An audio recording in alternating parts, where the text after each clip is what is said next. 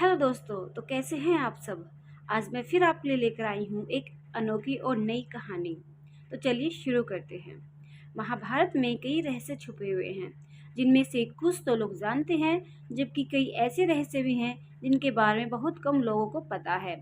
आज हम आपको एक ऐसे ही रहस्य के बारे में बताने जा रहे हैं जो भगवान श्री कृष्ण से जुड़ा हुआ है।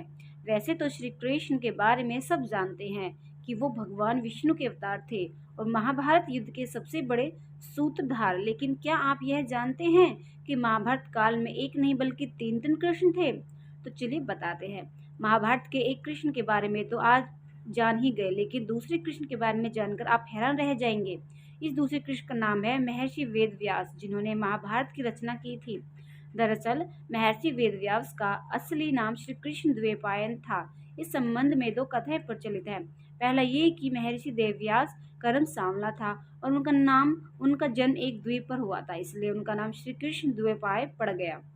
महर्षि वेदव्यास का नाम श्री कृष्ण द्वैपायन पढ़ने के पीछे दूसरी कहानी यह है कि वो जन्म लेते ही युवा हो गए और तपस्या करने के लिए द्वैपायन द्वीप चले गए।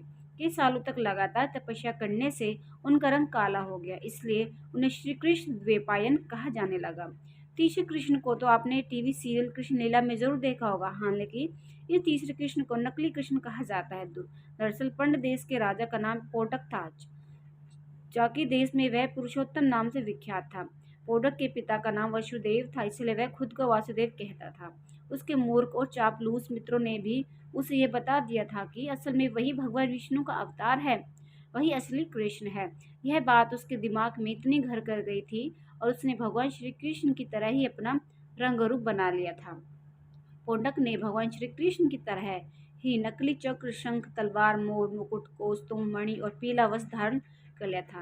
अहंकार वश उसने भगवान श्री कृष्ण को ही चुनौती दे दी थी। बाद में श्री कृष्ण ने उसकी नकली कृष्ण का वध कर दिया था। तो दोस्तों, हमारी कहानी यहीं खत्म होती है। वीडियो अच्छी लगे तो लाइक और सब्सक्राइब जरूर करेगा। थैंक यू दोस्तों।